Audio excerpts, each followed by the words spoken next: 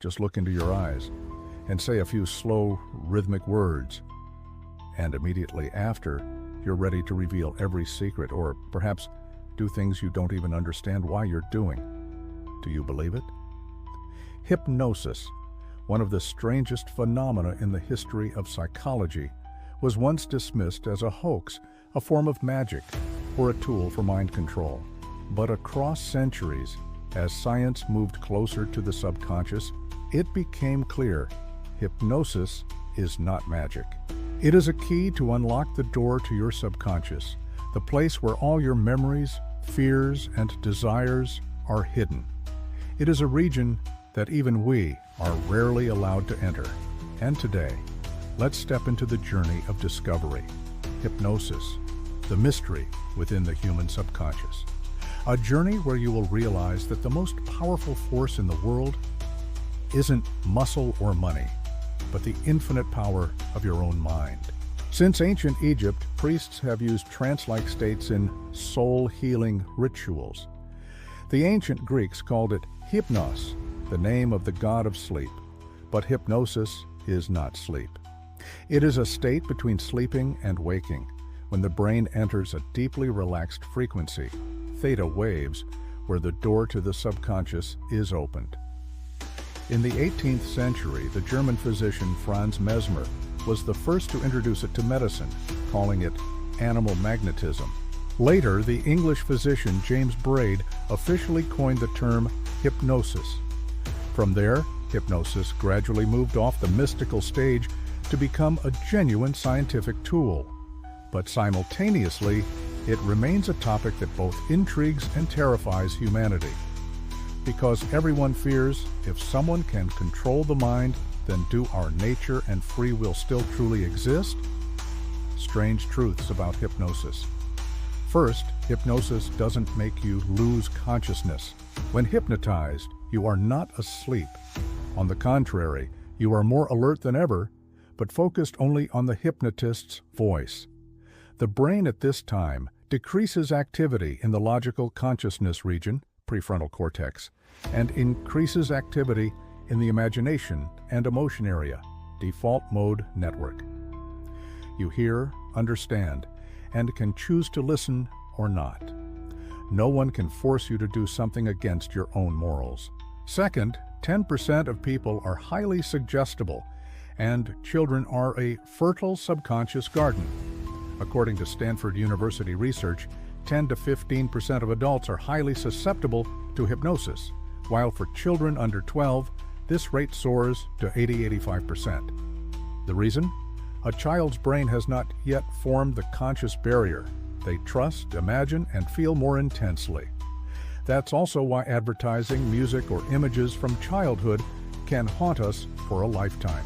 Third, hypnosis is not just stage magic. It's a real medical tool.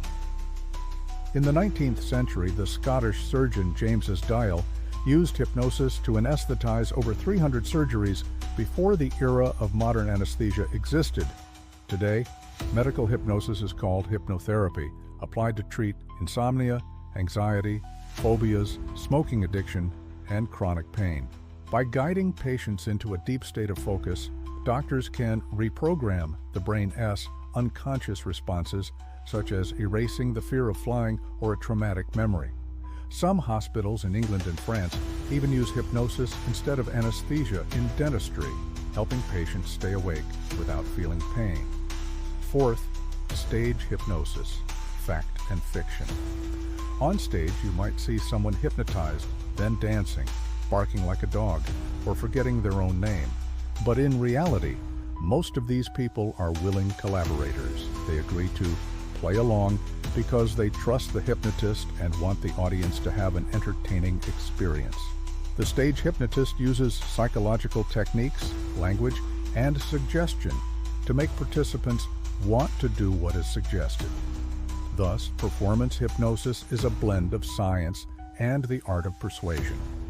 Fifth, self-hypnosis, the secret to self-control. Did you know you can hypnotize yourself? Just sit still, breathe deeply, and repeat a positive affirmation. For example, I am calm, I am confident, I control my mind. After 21 days, your brain will begin to believe it because the subconscious doesn't distinguish between real and false as long as you repeat it often enough. This technique was popularized by psychologist Émile Coué in the early 20th century and is still used today in meditation, NLP, and mindset programming. It proves that you don't need anyone else. You are the most powerful hypnotist of your own life. Sixth, hypnosis and memory.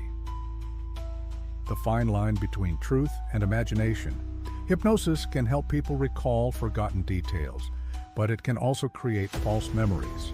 A person in a hypnotic state is highly likely to believe that their imagination is real. That is why many people recount being abducted by aliens after being guided by hypnosis, even though there is no evidence. The brain, in a relaxed and susceptible state, can construct a world that it believes is reality. Seventh, a dark history, when hypnosis was abused. In the 20th century, various organizations tried to turn hypnosis into a weapon. The CIA sponsored the MK-Ultra experiments using LSD and hypnosis to control human behavior. Many subjects died or lost their sanity. These documents were later destroyed, leaving only fragments to prove. When humans seek to control the minds of others, they are willing to lose themselves. Science is not to blame. The fault lies in how humans exploit it. When you are hypnotized, the brain doesn't sleep. It switches modes. fMRI scans show alpha and theta waves surge, similar to deep meditation. The region controlling reason and action temporarily falls silent, meaning you no longer react to the outside world in the usual way. The imagination region lights up brightly. This explains why hypnosis can reduce the perception of pain. The brain simply stops sending pain signals to the conscious mind. The physical pain still exists, but you no longer receive the sensation. A magnificent testament to the power of the mind, the thing that can make us feel or not feel simply by a belief. But hypnosis doesn't just happen in a clinic or on a stage. In fact, we are constantly being hypnotized. Social media hypnotizes us with images. The news hypnotizes us with emotion. And sometimes the very words we tell ourselves hypnotize us into believing we are not good enough, not beautiful enough, not worthy enough. But with that same power, we can self-hypnotize to change our lives. Just repeat the right belief long enough, and the subconscious will change how you see the world. Like a seed sown in the mind, it will grow into a belief, into action, and into the life you want to have. Hypnosis is not the power to control others, but the art of controlling yourself. The subconscious world is not scary. It is just waiting for us to listen, understand, and guide it in the right direction. Because within everyone, two selves coexist. A self that is living and a self that is dreaming. And when those two selves merge, sharing a common direction and belief, that is when you truly wake up.